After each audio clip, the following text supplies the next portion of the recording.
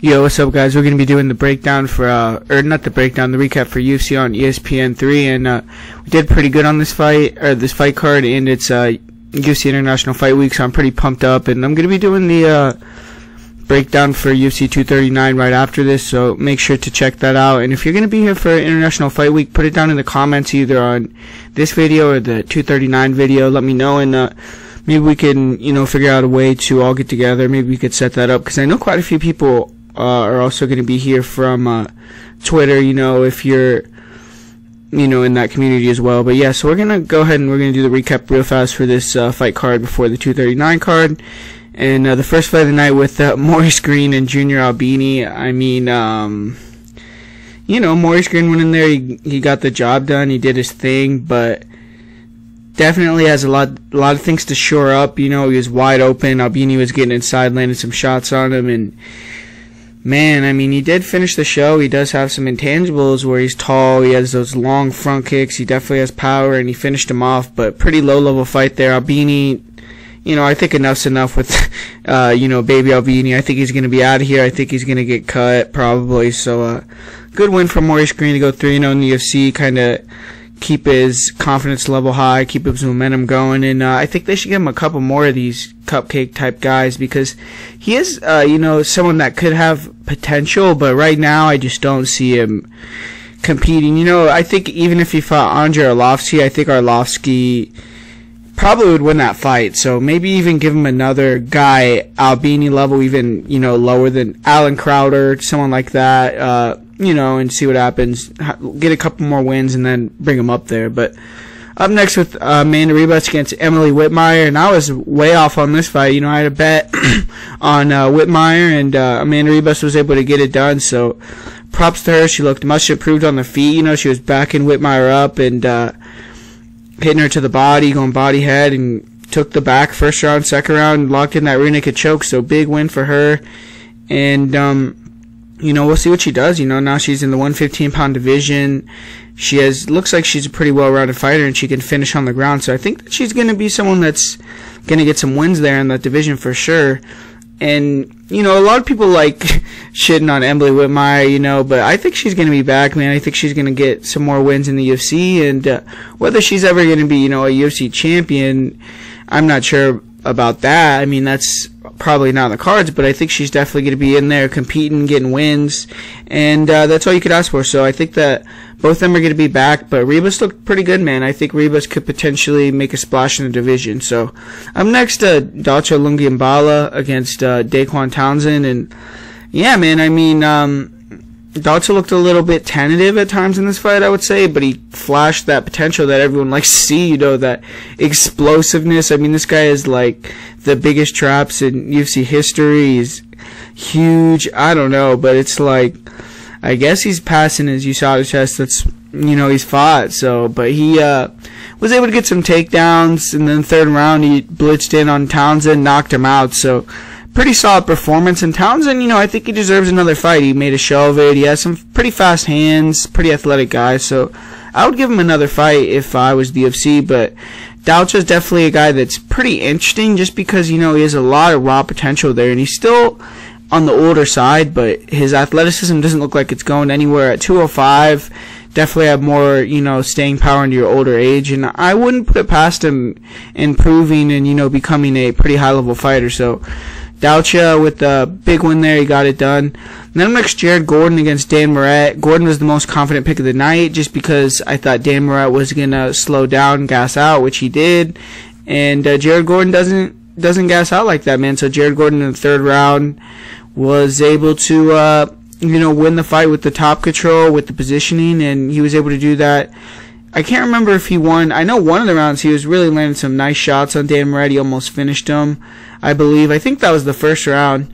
But, yeah, and then Dan Murat came back. I mean, props to Dan Murat. He fought admirably. It was definitely the bigger guy. He got into some dominant positions, landed some big knees, some big shots. So he definitely wasn't there to just get a paycheck. But Jared Gordon was able to grind him out, get the victory there, and good win for Jared Gordon there. Jared Gordon, I would say that's probably one of his worst performances he's had in the UFC, though. So it's maybe the damage is catching up to him. Maybe he didn't take Jared Gordon, or didn't take Dan Murat as seriously as he should have, or maybe Dan Murat just showed up that night and looked really good. But we're going to see if Jared Gordon can, continue this run in the UFC. And I think Dan Murat, 0-3, I would assume he's probably going to get cut, but we'll see what happens here with Dan Murat. Up next, Eric Anders. He saved his job there against Vinicius Moreira, and he's fights a lot of fights, man. But this fight, he looked really good. He looked really strong on the takedown defense. Moreira got in deep a couple times on some takedowns, and he was defending easily. He got on top of Maia, he landed some shots,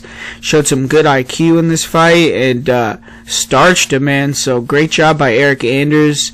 He's a fun guy. He's fun to watch. He comes forward. He's always going to be in a, he had a war with Thiago Santos, who's fighting for the title. So he's definitely, he's never going to give up in there. He's never going to back down, and he's a cool guy to have at 205. It looks like he's getting a little bit bigger for the division as well, so we'll see if he can continue to string some wins together. But this was a big win there against Vinicius, and Vinicius definitely don't think he's UFC level. I was kind of saying before the fight that his striking was just terrible. Anders was miles ahead. Some people were disagreeing with that, but I think it showed there that Vinicius just has legitimately no striking. I mean, you could say Anders' striking is not great, but I mean, I don't think he has bad striking, but you could say that. But Vinicius has no striking at all. So, I mean, it kind of showed there, and Anders hits hard, man. So he's able to get that big knockout, literally like 1 minute into the fight, and really, that's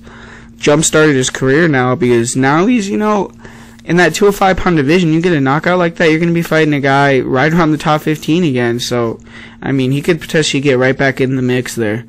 Up next, Ricardo Ramos against Journey Newsome. And, I did take a shot there at on Journey Newsome. I bet half a unit on Newsome, and I thought that it wasn't a terrible bet because, he did give a good account of himself. He almost had that guillotine. But it was kind of, just betting on a win because there wasn't a lot of tape on Newsome, but he did look good in there. He looked like, he could win some fights in the UFC. I would think he might go to 125, but he looked like he was kind of like quick. He had some power. He could explode in. Had some decent grappling skills as well. That guillotine was really close. But, Ricardo Ramos is good, man. He really looked good out there. He had some really nice spinning attacks, some flying knees, really big for the division. And he's athletic, man. He's a good fighter for sure, and he's going to be someone that's going to be, floating around in the top 15, I believe. But the thing is, this division is really stacked, 135, and I just don't know if Ramos can beat, any of those guys in the top 25 with this skill set yet. So I still wouldn't say that he's like, I wouldn't even put him in the top 25 yet. But he's a very good fighter, and we'll see. He's only, I think, 23 years old, so he's definitely going to improve a lot.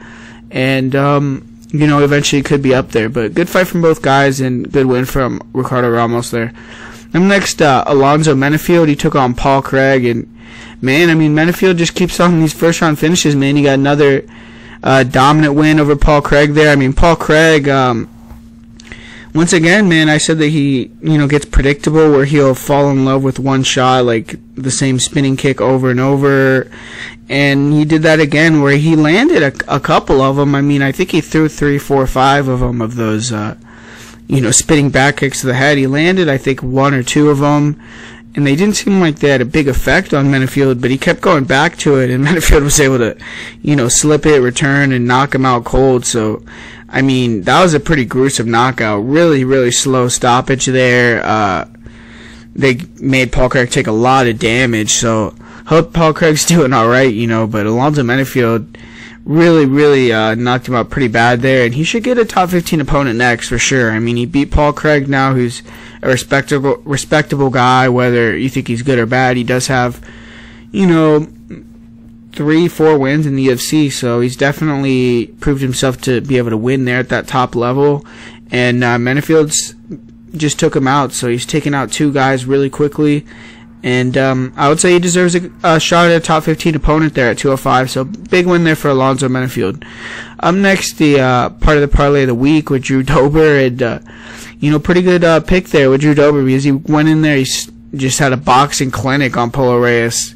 Just landed that left cross, knocked him out really quickly, and good on Drew Dober. He had that mishap there against Beneil Dariush where he was taken down and submitted, and he could have really had another bad performance here because that was a pretty big loss. He was cruising and heading into that top 15, took a loss there, so it was good mental fortitude there for Drew Dober to go in there, get the win, take him out very easily, very quickly, outclass him, and I think that's the end for Puleres in the UFC most likely. I mean, 8-6 record. I think that he's lost 2 or 3 in a row now. He's been finished, and Drew Dober just took him out really easily. So Drew Dober, he should get I would say he should get another high-profile fight. I mean, I think he's earned it. I think that he's been in the company for a long time. He is hitting his stride, and he's looking good. So good on Drew Dober for that big win there. And then up next with Vince Pichel against Roosevelt Roberts. And I did pick Roosevelt Roberts, but I told you guys that Vince Pichel had a lot of value, and I actually ended up betting on Vince Pichel, so was pretty happy of the outcome of the fight. He was able to kind of out-grapple him and just gave him that lesson, man. I mean, he was stronger than him and wanted it more. I mean, Vince Pichel he's a beast, man. He's really someone that you have to kill him to get him out of there. I mean, you can't just pot shot him. You can't. I mean, you have to really, really, really put it to him to make him stop coming forward, make him stop trying to implement his game plan. And I think Roosevelt Roberts is going to be back, man. I really think Vince Pichel is someone that could give a lot of guys a lot of issues. And Roosevelt Roberts looked good as well. So that was a really good fight, back and forth. I mean, Vince Pichel almost got the guillotine on Roberts. That would have been great, but a big win there from Vince Pichel, and I think Roosevelt Roberts will definitely be back. But to be honest, man, I mean, I think with a win like that, I think Vince Pichel deserves a big step of competition. I think he deserves a, top 15, top 25 guy, because Roberts was, on the short list for Dana White for his favorite up-and-comers, and, for Vince Pichel to go out there and get a dominant win like that, good on Vince Pichel, and I think he deserves a big opportunity after that.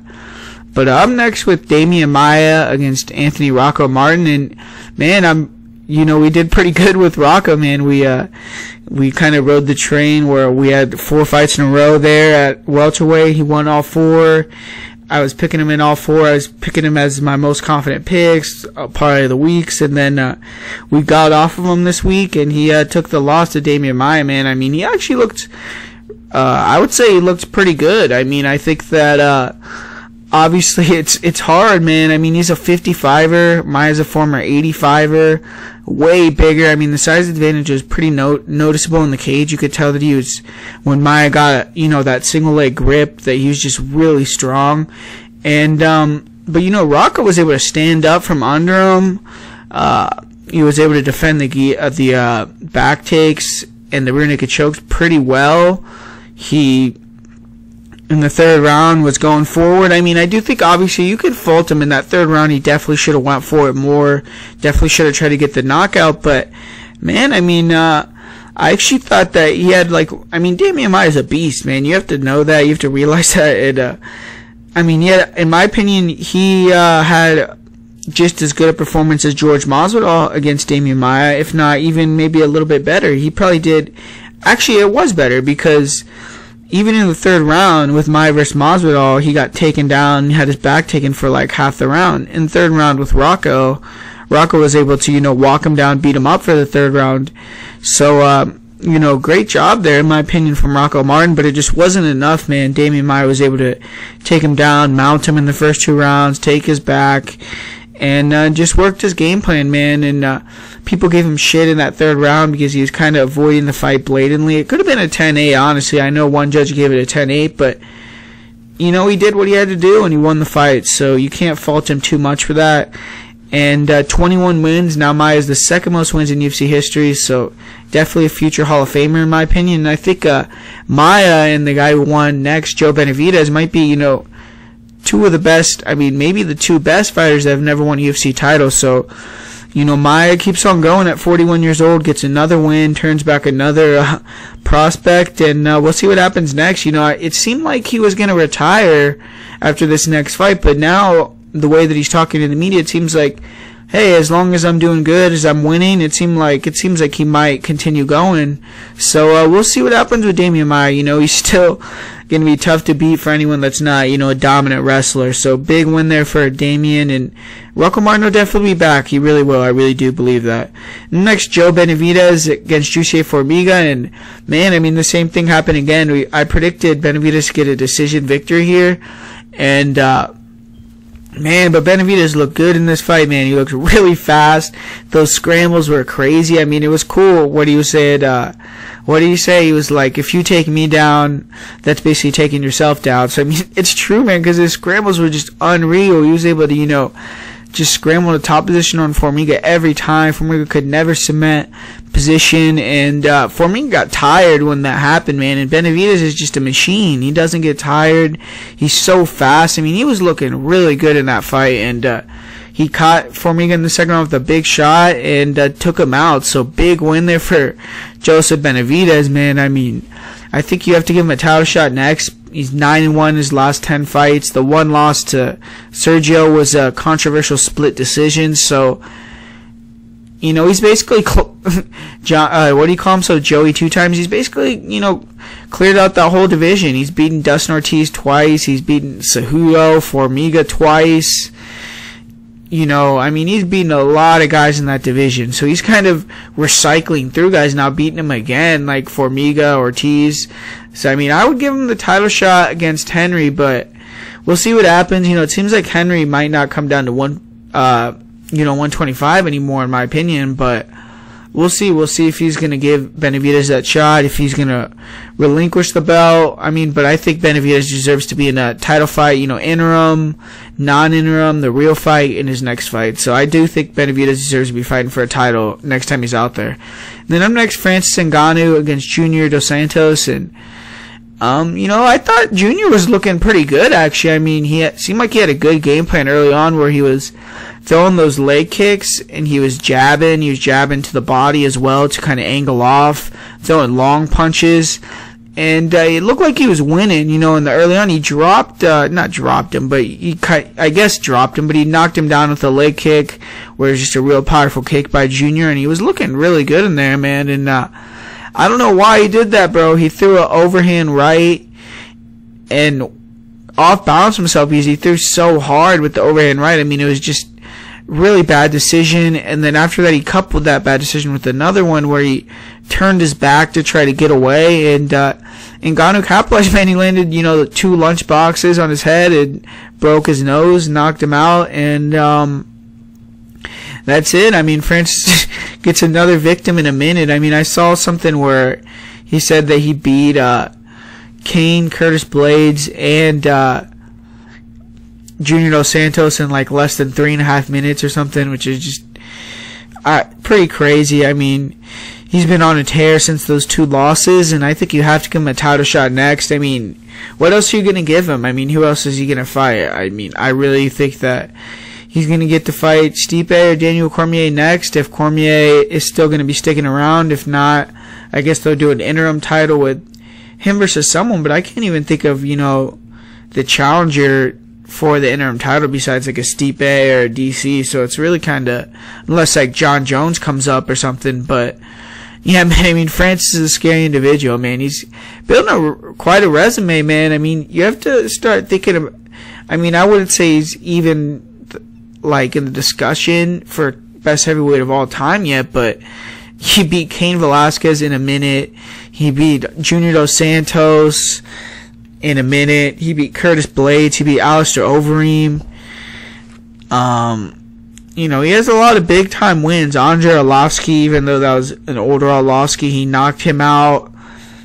So Francis, man, he's a scary guy. He's probably the hardest hitter in MMA history, and looks like he kind of got his groove back. So I think that he's going to be getting a title fight next, and I would not be surprised if he becomes the next heavyweight champion of the world. But we did pretty good on this card. We went 10-2 on our picks, I believe. We won the parlay of the week, and that's 4 parlay of the weeks in a row, including the Dana White Contender Series. So we're heating up a little bit. So hopefully that continues with UFC 239 and beyond, obviously. So make sure to comment, like, subscribe. Tell me who you bet on, if you cashed on anyone, if you had a good night, and make sure to subscribe if you're not, because I'm going to be dropping the 239 podcast video right after this. So thanks for watching, guys, and I'll talk to you guys in a second.